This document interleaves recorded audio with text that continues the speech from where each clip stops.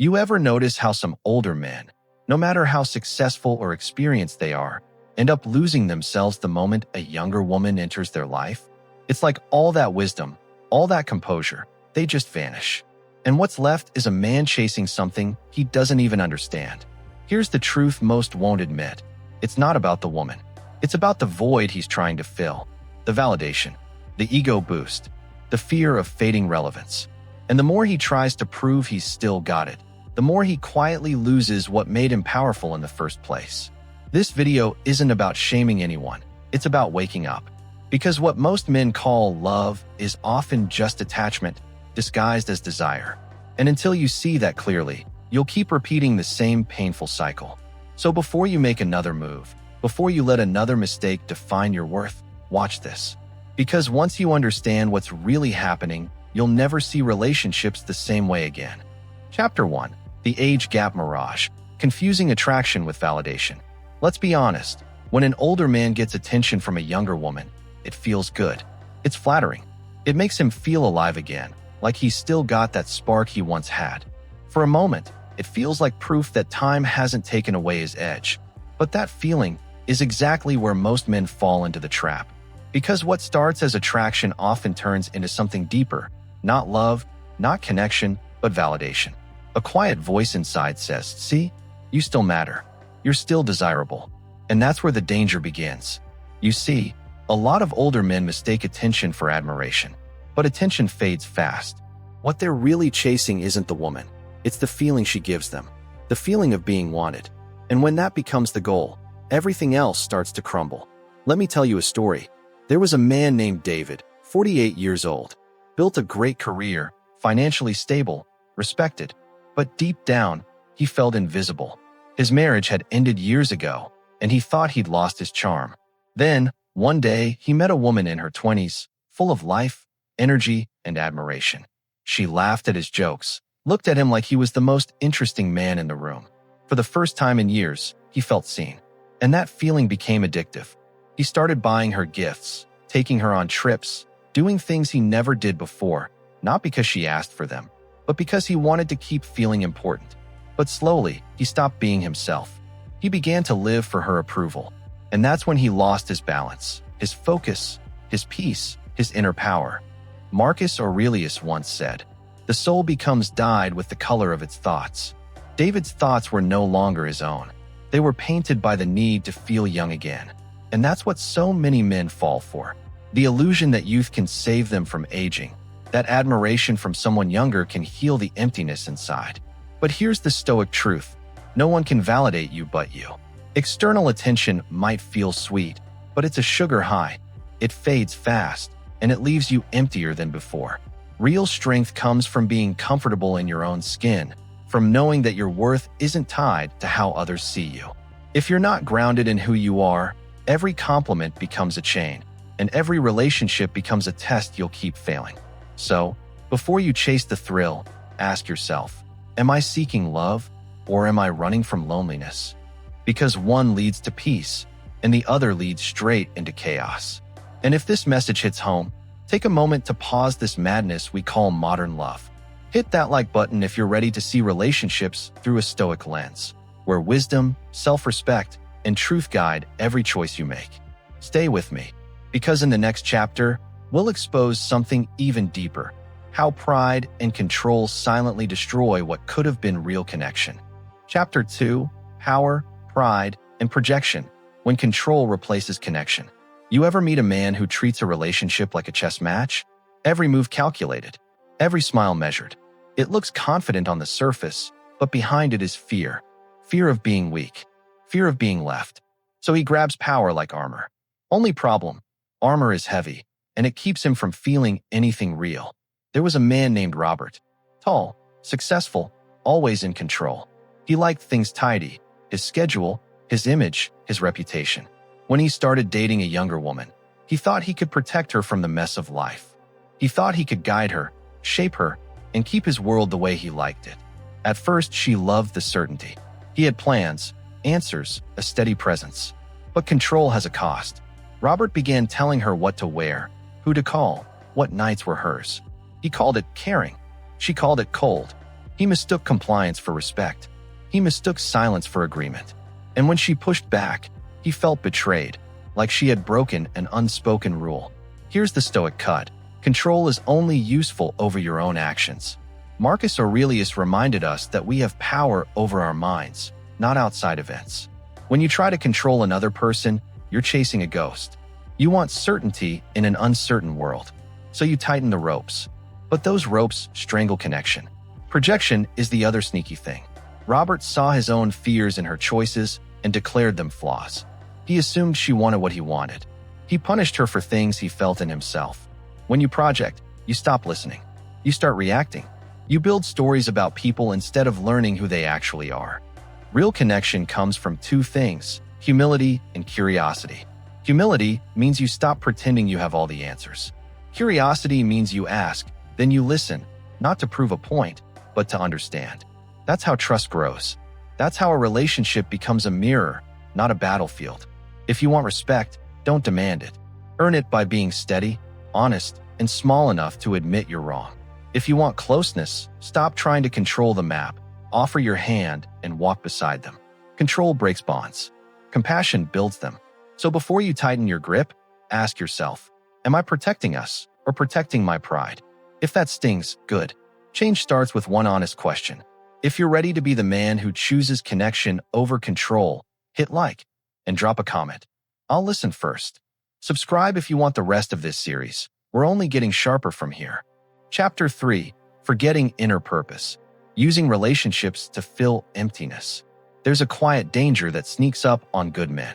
It doesn't roar. It whispers.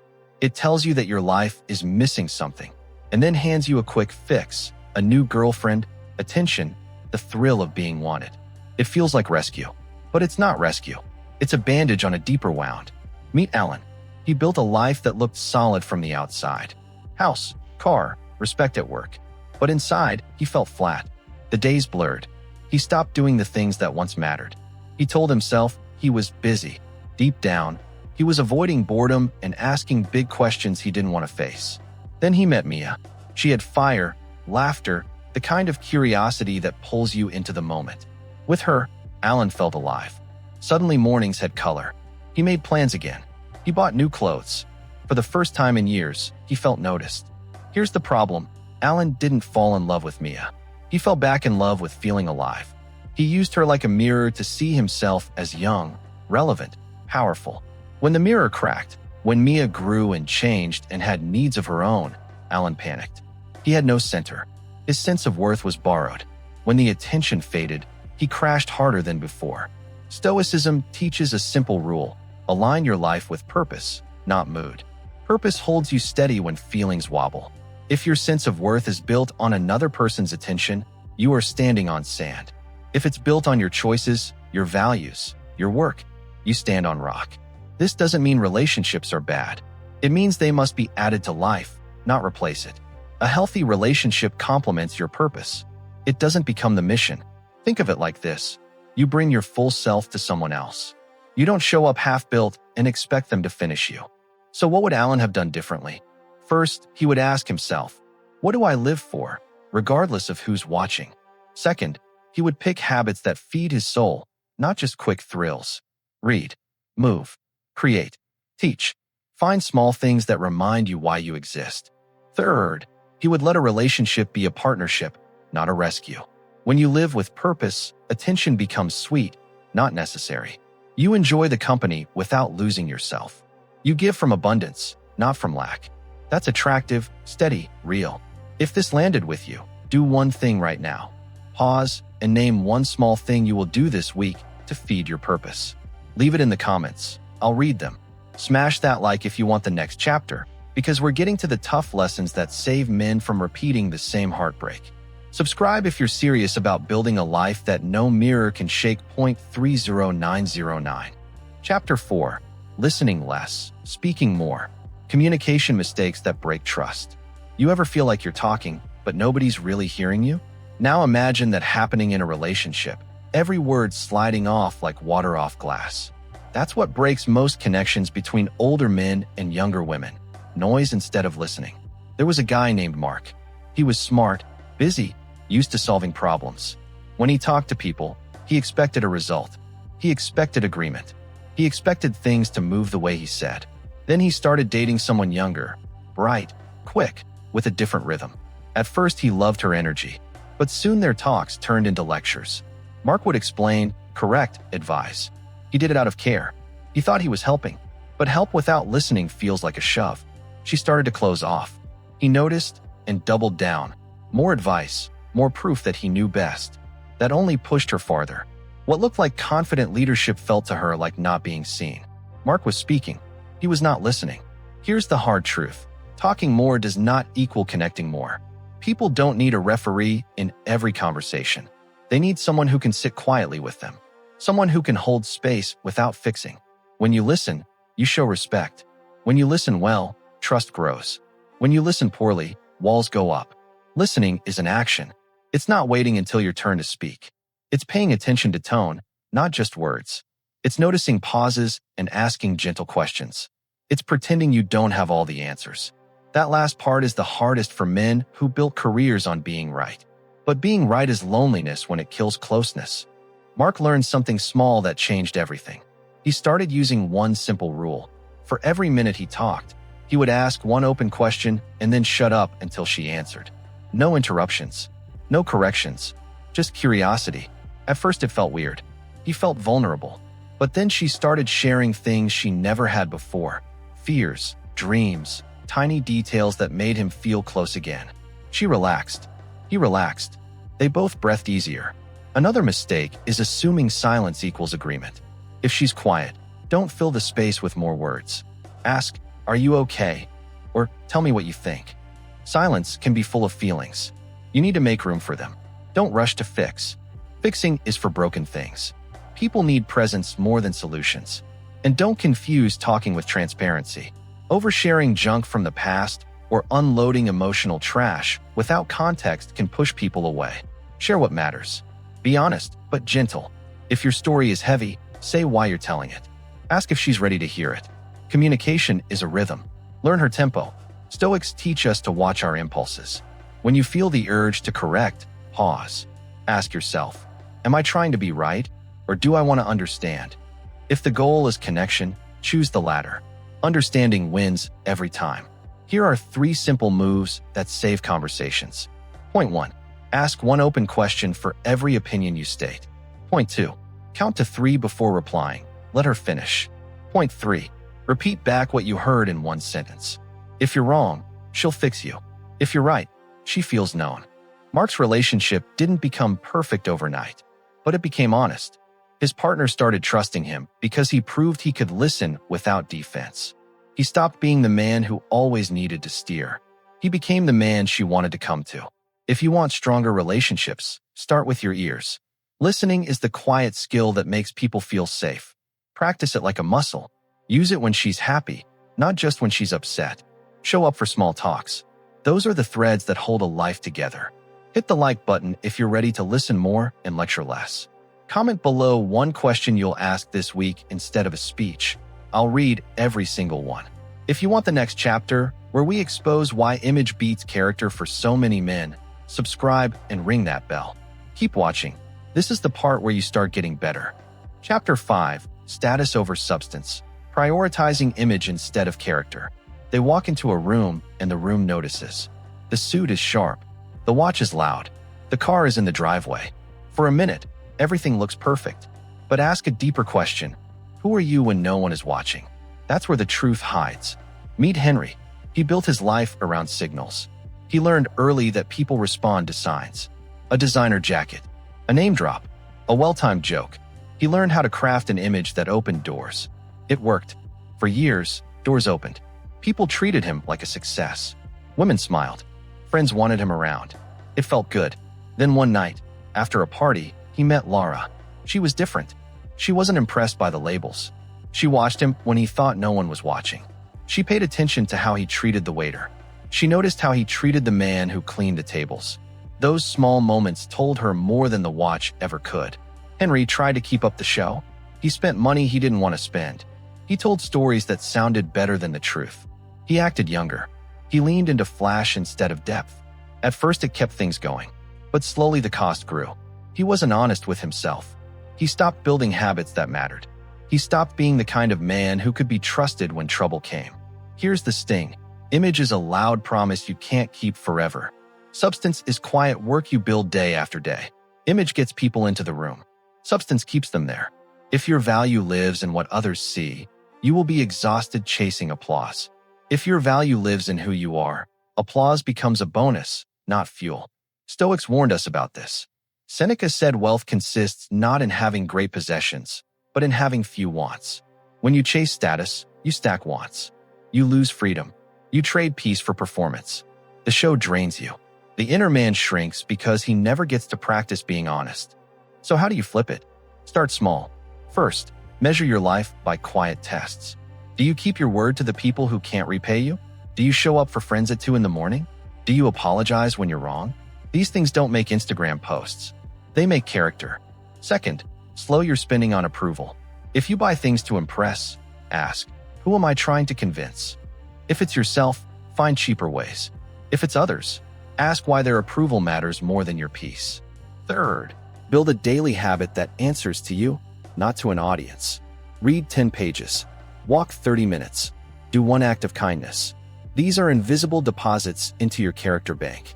Over time, they pay massive interest. Finally, practice silence about your wins. Let your work speak.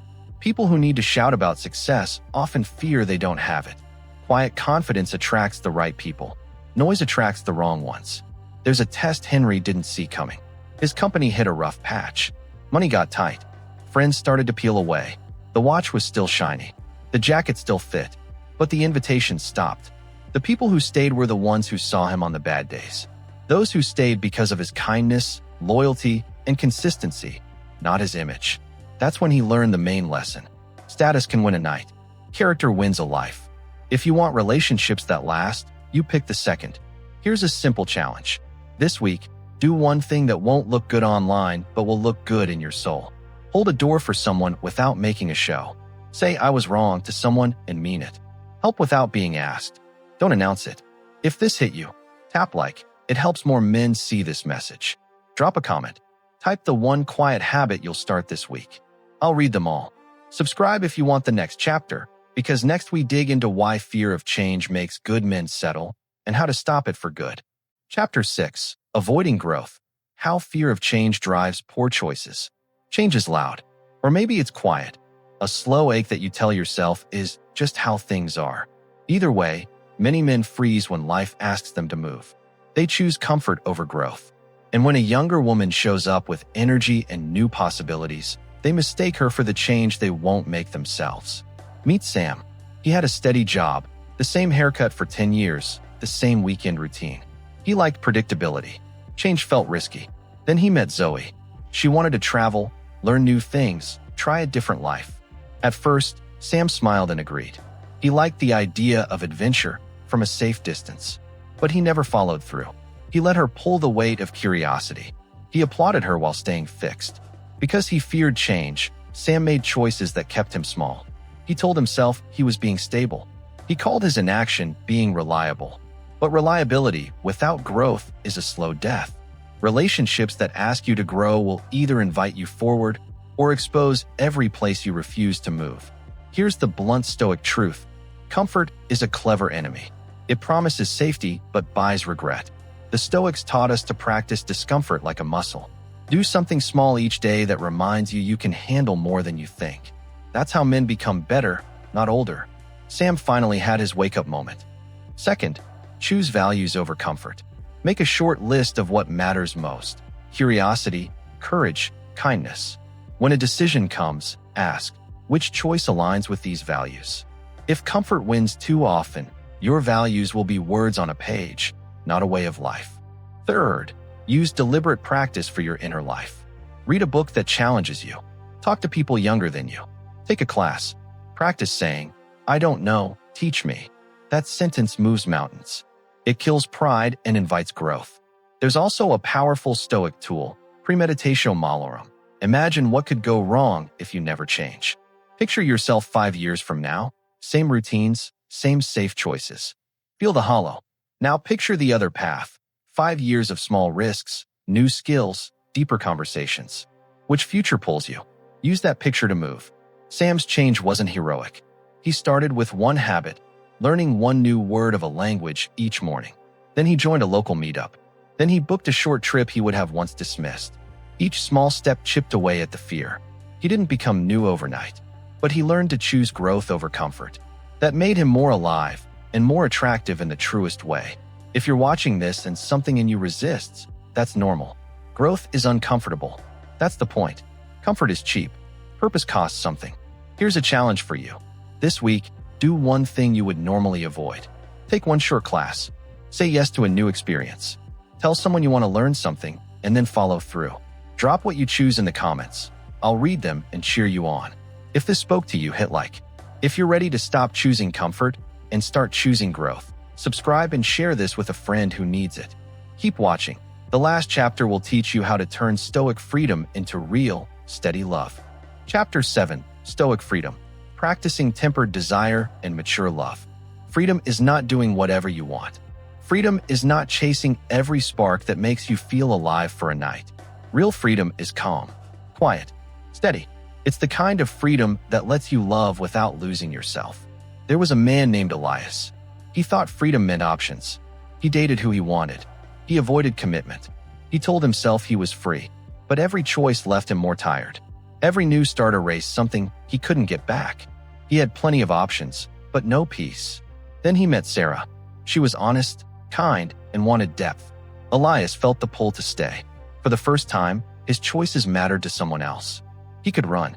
He could stay. He chose to stay, not because he was trapped, but because he wanted to be with someone without losing who he was. That choice was hard. Old habits tugged. The desire to impress came back. The fear of being trapped showed up again.